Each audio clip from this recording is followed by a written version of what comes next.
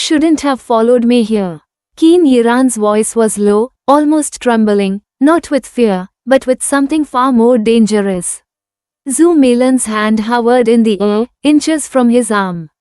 And you shouldn't keep secrets you know will destroy us both. The space between them was thick with unspoken truths, and one wrong word could shatter everything. This is Beneath the Mask, where every glance hides a story, and every silence is louder than the storm. You are listening to chapters 51 through 54 of this emotional audio series. Only on the Velvet Story, where love, betrayal, and fate are woven into every heartbeat. Chapter 51, Beneath the Quiet Flame. The city lights flickered outside the window, casting shadows over the documents scattered across Keen Yiran's glass desk. Zhu Milam sat cross-legged on the leather couch in his private office, a thick blanket wrapped around her shoulders. The USB drive lay beside her like a ticking bomb, silent, unassuming, but full of truths that could tear lives apart. She hadn't spoken in a while. Not since Xiao handed it to her. Not since the past had reached out with cold fingers and touched her again. Yiran watched her from across the room, his usual composure tempered by concern. He knew that stillness in her. It was the kind of quiet that came after too much pain. He had felt it before. And yet, seeing it on her unsettled him more than any corporate threat.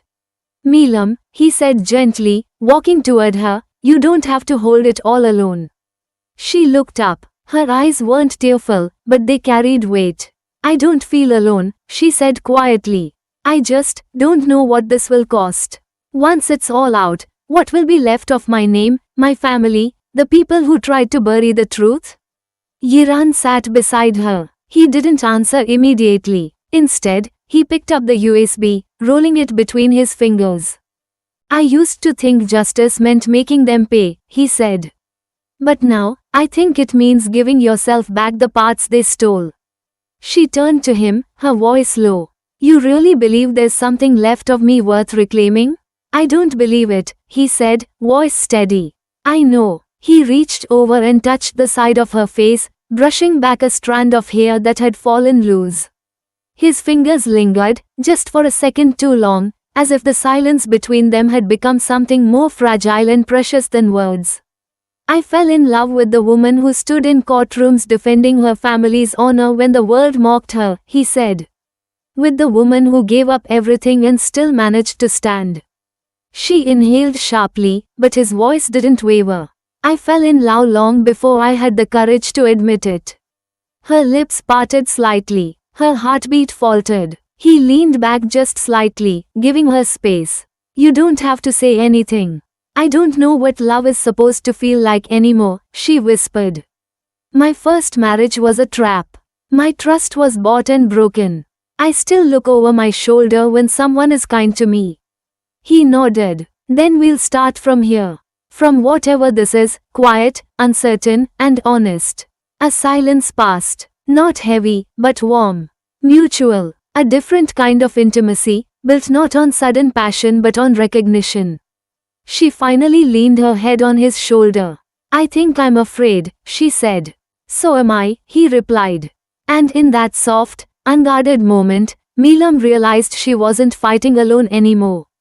She had someone who wasn't trying to rescue her, but to walk beside her, through every scar, every haunted night, and every hard-won step forward. The next morning, they sat at the long marble table in Yiran's private conference room. Screens glowed with digital records and forensic scans. Milan's fingers traced over the list of names linked to the orchestrated downfall of her family. You're certain? She asked Yiran's chief legal advisor. Yes. The drug used to sedate you that night? Traces of it were recorded under the staff log of your ex-husband's private suite. It was administered under a false medical code, but the entry matches the initials of a former Zhu household staff member, paid off weeks earlier. Yiran leaned forward. We also traced the trail Evelyn left. She's been moving Zhu shares under dummy corporations in anticipation of a public acquisition. Milan's eyes narrowed. She wants to seize what's left of my name and polish it with her own legacy. Yiran slid a document toward her. Then let's remind her that Zu Milam is still alive. And she remembers everything. That evening, Milam returned home to her family's care villa. Her mother's hand moved slightly as Milam adjusted the blanket over her. Her father's breathing was steady now, a little stronger than before. Milam sat between them, reading softly from the shareholder reform file she'd been rewriting by hand. It was more symbolic than necessary, but it made her feel close to the people who had raised her with honor. "I'm not that scared girl anymore," she whispered. "I know I can't undo the damage. But I can rebuild something worthy of your name." Her brother's eyes fluttered faintly in his sleep. And in her chest, something solidified. This wasn't about revenge. It was about restoration. At Keen Group, Yiran stood at the tall windows, looking down at the city below. He had promised himself once that he would never become like his father, cold, ruthless, emotionally absent. And yet, power had demanded a certain distance. Until Milam. She reminded him that vulnerability was not weakness. That care was not a liability. That love didn't have to come with chains. He didn't just want to protect her. He wanted to build with her. And for the first time in years, the idea didn't scare him. In the darkness of his private study, Lin Jianong stood before a fireplace, watching as documents slowly burned. He had seen the leak, the photographs, the financial records, the emails. It was only a matter of time before Milam went public. His phone rang. "Prepare for damage control," he said to his legal team. "Buy silence where you can. And if Keen Yiran makes a move, hit back harder." But even as he spoke the words, his hands were trembling. He was losing control. And deep down, he knew it. End of chapter 51. Chapter 52, The Gentle Unraveling. It was past midnight when Zu Milam found herself staring at the ceiling of her temporary apartment. Though sleep clung to the edges of her eyes, her mind refused to settle. Memories whispered to her, of a night 2 years ago when everything was stolen, of a future that had once felt secure, of a betrayal that still echoed in the corners of her heart. But something had shifted. The weight didn't press as hard. The darkness didn't feel as suffocating. She rolled onto her side and reached for her phone. Her fingers hovered, hesitating. But then she tapped his name. The call connected on the second ring. "You are awake," Yiran's voice came, smooth and warm, as if he'd been waiting. Milam smiled faintly, though he couldn't see it. "Couldn't sleep. Is it the case?" "No," she said softly. "Not tonight." There was a pause, quiet and full of something unspoken. "I was thinking about you," she admitted. Yiran didn't speak right away, but when he did, his tone was gentle. "Milam, I think about you more than I should." She pulled the blanket tighter around herself. "Do you regret that night?" she asked, a sharp breath from his end. "What do you mean?" "The night we first ended up together. The one neither of us remembers clearly. Do you ever wonder what it would have been like, if we had chosen it?" There was silence, the kind that brims with tenderness and unasked questions. "I don't regret being with you," he said finally. "I regret that it happened under such painful circumstances. That your first memory of something so sacred is surrounded by doubt." Tears welled in Malan's eyes, not from sadness, but from the purity of his words. "I want new memories with you," she whispered. He responded quietly, "Then let's make them." The next day, the world returned to motion. Milam stood in a navy suit, tailored, modest, but fierce in its statement, as she and Yiran walked into the offices of a powerful media house. The journalist they met was a trusted ally of Yiran's.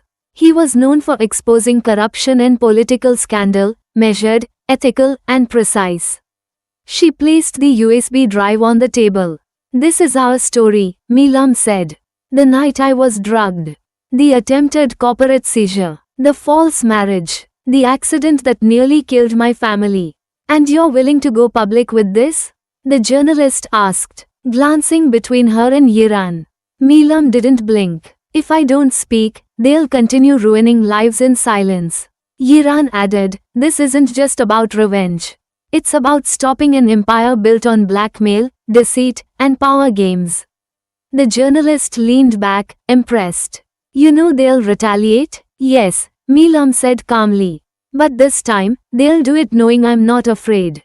Meanwhile, Evelyn tapped her manicured nails against the table in her luxury suite. News of the leak was spreading in hushed circles.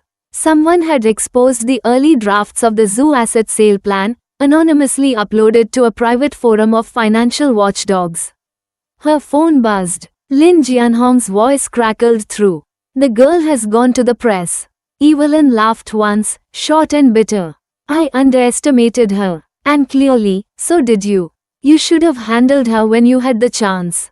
Evelyn stared out the window, the weight of years crashing into her chest. No, I should have raised her as a daughter. But now, it's war. That night, Yiran drove Meelam back himself.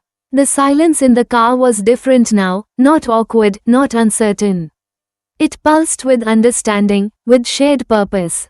When he pulled up in front of her building, he didn't speak at first. Neither did she, but she turned toward him and asked quietly, "Will you come up?" Yiran blinked. "Are you sure? I'm not asking you to stay the night," she said, her voice teasing but sincere. "Just stay, for a while." He smiled. "Then I'd be honored." They sat in her living room, side by side on the couch, both holding cups of warm tea. She told him stories of her childhood, how her brother once tricked her into painting their garden wall as part of a summer art project, how her father used to carry her on his shoulders during New Year festivals. Yiran listened as if he'd been there. And when her voice grew quiet, and the night grew still, he finally reached for her hand. "Thank you," she whispered. "For what?" "For not walking away when you saw how broken I was." He tightened his hold gently. "You were never broken, just buried. But I see you now, Meelam." And this time, she didn't pull away from his touch. In the dark corridors of Lin Jianhong's estate, a hidden room glowed blue with dozens of digital files open, transaction logs, communication histories, surveillance photos. He stared at a paused image. Meelam and Yiran, side by side at a press briefing. His eyes narrowed. He turned to his security chief. "Find me the mole, and prepare for a public rebuttal. If Meelam wants war, then she'll know what it means to take on the devil." End of chapter 52. Chapter 53, The Sound of Truth. The first article dropped at 7:32 a.m. The headline was concise, but the weight behind it shook the industry. Heiress drugged on wedding night, Zoo Meelam breaks silence after 2 years of silence and scandal. By 9:00 a.m., 3 major news outlets had picked it up. A trending tag began spreading across social media. #Justice for Meelam. Old press photos resurfaced, the young, radiant bride entering the church, and later, blurry photos of her disheveled and confused the next morning. But now, the truth unraveled beneath the images, the drug reports, the anonymous tip-offs, the stolen shares. It was no longer a story of scandal, it had become a story of survival. Inside her apartment, Meelam sat cross-legged on the rug, her laptop open in front of her. The page refreshed every few minutes with a flood of comments, news reposts, and speculative articles. Her palms were clammy, her breath shallow. Every word she had once buried was now echoing across the world. She hadn't expected it to feel like this, not so raw. Keen Yiran entered from the kitchen with a cup of warm tea. He placed it gently in her hands, kneeling down to meet her eyes. "You did this," he said softly. "You stood up." Meelam looked down, almost ashamed of the tremble in her fingers. "Why does it feel like I'm being exposed, not them?" "Because you gave the truth to your face," Yiran said. "Not a lawyer, not a press release. You." Her eyes welled, but she blinked the tears away before they could fall. "I thought I'd feel stronger." "You are strong, but strength doesn't mean you won't feel." He brushed her knuckles with his thumb. "It means you feel everything and still face it." There was a sudden ping from her laptop. Another article. This time, not from their press allies, but from someone else. Her ex-husband had spoken. Groom responds, "I was the victim of a setup too." Meelan's heart dropped. She clicked it open. There he was, calm, rehearsed, sitting in an expensive office, pretending at sincerity. I loved Milam. What happened that night broke me as well. We were manipulated, perhaps by forces even bigger than us. I forgive her. I only hope she finds healing. Milan's stomach turned. Forgive me? She whispered. He thinks he can rewrite everything like this as a PR campaign? Yiran didn't speak. His jaw was tight. He moved behind her, placing both hands on her shoulders to ground her. Let him scramble. You have the truth. And people are beginning to see it. She reached up to hold his hand. What if they don't? What if I get dragged through the mud again? Then I'll be standing beside you. At the Keen Group Tower, the boardroom was full. Executives whispered to one another, watching the screen where news reports played in an endless cycle. The company was not implicated, but their CEO had taken a visible stance. Keen Yiran's support of Zhu Milam had become public, and strategic investors were watching closely. Mr. Song, the most conservative board member, finally spoke. We need to ensure this doesn't pull us into a war. It's Zhu Group's mess. Yiran, seated at the head of the table, folded his hands calmly. With respect, Zhu Milam is no longer a liability. She's the future. Several brows raised. She exposed corruption. She stood when others cowered. Her last name carries legacy, but now it carries moral strength too. People want leaders with conscience, not just capital. The room fell quiet. Song exhaled. And if her enemies come for us? Yiran's tone was cold steel. Then let them try. That evening, Milam visited her mother's bedside. She sat quietly, smoothing the blanket over her mother's fragile form. Outside, rain pattered softly against the windows, as if the world were catching its breath after the day's storm. I spoke, she whispered, holding her mother's hand. I told the world what happened. I didn't hide this time. She paused. I don't know if you can hear me, Mama. But I want you to know, I'm still your daughter. I'm still trying to make you proud. The room remained still, but in the silence, Milam didn't feel alone anymore. Later, she stood on the balcony of Yiran's penthouse, overlooking the city. The air was cool, the wind brushing against her cheeks like a quiet reassurance. Yiran stepped beside her, handing her a glass of water. You've barely eaten. I'll eat after, she murmured. I needed this moment. They stood in silence. Then she turned to him. Why do you believe in me? His brow furrowed slightly. What do you mean? You didn't know me when all of this happened. You could have walked away when it got messy. Why didn't you? Yiran's gaze was steady. Because I saw you before you saw yourself. She stared at him. In that hotel room, I didn't even know your name, he continued. But even in that confusion, something about you lingered. Then I found you again. And I realized, maybe we were never meant to meet cleanly. Maybe this chaos was the only way fate could push us into each other's lives. Milan's throat tightened. I'm scared, she said. So am I. She stepped closer, looking up at him. I don't know if I'm ready for love. Then let's not call it love yet, Yiran said softly. Let's just call it choosing each other, a little more every day. And in the hush of that moment, she leaned into him. He wrapped his arms around her, and for once, Milam didn't brace herself to be hurt. She simply allowed herself to be held. In a distant office, Lin Jianong watched the press spiral out of control. He slammed his fist on the desk. They're painting her as a survivor now. His advisor spoke nervously. Public support is shifting. If we don't act soon. Lin's eyes narrowed. Prepare a press leak. Her father's past, the old investment dispute. Spin it. Paint them all as greedy. Let's see if the world still applauds her when she's standing on ash. End of chapter 53. Chapter 54, The Storm Beneath the Surface. Zhu Milam stirred awake before dawn. The apartment was still, the air thick with the scent of lavender from a candle she'd left burning the night before. She had barely slept, not because of fear, those nights had come and gone, but because the world had finally opened its eyes, and she wasn't sure what it saw when it looked at her. A symbol? A scandal? A survivor? She sat at the edge of the bed and checked her phone. Dozens of messages, some encouraging, some cruel, and others, silent betrayals in polite tones. One caught her attention. A message from an old friend in university. I read your story. I never knew. I'm sorry for not reaching out before. You didn't deserve that. It was short, simple, but it stirred something in her. She replied after a long pause. I'm still learning to believe I didn't. In the Keen Group building, Yiran leaned back in his office chair, eyes fixed on the television screen without really watching. The footage was looping again. Zhu Milam outside her family's hospital room, reporters shouting, cameras flashing.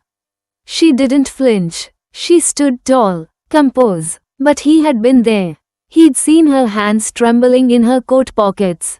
And somehow, that quiet bravery struck him harder than any battle he had ever fought in the boardroom. His assistant knocked. President Keen, you asked for all online mentions of Zhu to be monitored.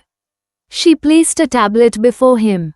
Most responses are supportive, but a new thread is gaining traction. Someone leaked documents about her father.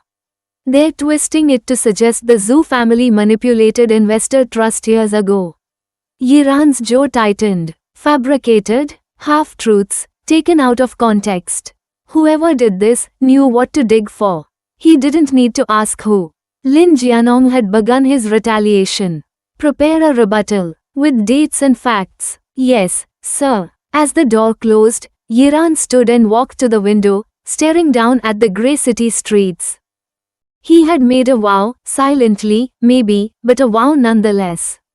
To stand by her, to shield her from the very darkness that once consumed his own family. But somewhere along the way, it had stopped feeling like an obligation.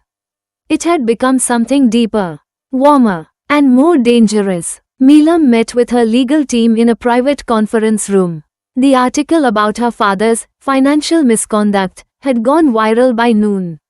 A surge of reporters had camped outside, hungry for conflict. What can we do? She asked. Her lawyer, Tang, placed several documents before her. We released the original case files and audited clearance records. The Zhu Group had a financial setback 10 years ago, but every recovery step was legal and accounted for. They're painting my father as a fraud. They're scared of you now, Tang said gently. That's why they're using old shadows to dim your light. Milam exhaled shakily. Let them try. By afternoon, a new video dropped from an independent business analyst, a young woman who broke down the accusations against the Zhu Group in clear, simple terms. This isn't corruption. It's what many companies faced during the financial dip in 2014. The difference? Zhu Jianming didn't hide. He fought, rebuilt, and cleared every obligation. These new allegations are spinning. And they reek of desperation. Milam watched the video twice, heart pounding. For the first time in 2 years, she felt the scales beginning to tip. Later that night, she was back in Yiran's apartment. Not because she had to be, but because she wanted to be. It was quiet, warm with soft lights and the faint hum of a jazz playlist in the background. He brought her a cup of chrysanthemum tea, sitting beside her on the couch. You don't need to stay with me through all this, she said, fingers curled around the cup. Do you want me to leave? No. His gaze softened. Then I'm exactly where I should be. She turned toward him slowly. You are making it very hard for me to keep this boundary I built. What boundary? The one where I don't let myself fall again. Yiran didn't smile. He just reached forward, brushing a loose strand of hair from her face. Then don't fall, he whispered. Just lean. I'll catch you. Her breath caught in her throat. A silence stretched between them, heavy, sweet, charged. She leaned her head against his shoulder. And they sat there. No kisses. No dramatic declarations. Just warmth. And the slow, quiet beginning of something real. Across town, Evelyn glared at the tablet in her hand. They're winning the public. Lin Jianong paced behind her, a tumbler of whiskey in hand. The people are fickle. They'll turn again. We should have ended her when she was still alone, Evelyn hissed. Jianhong's eyes flicked toward her. She's still fragile. She's just surrounded by illusion. We peel that away, Yiran, the media support, and she'll shatter. Evelyn's voice lowered to a dangerous calm. Then let's start with Yiran. End of chapter 54. Keen Yiran finally spoke, but not the words Zhu Milam had been waiting for. Instead, he stepped back into the shadows, leaving her alone beneath the rain-lit street, her tears mixing with the downpour. The mask was gone, but the truth was still hidden. What happens when the walls finally break? When the truth can no longer be buried beneath the mask? Join me in the next chapters, where the heart will have to choose, even if it means breaking completely. Only on the Velvet Story.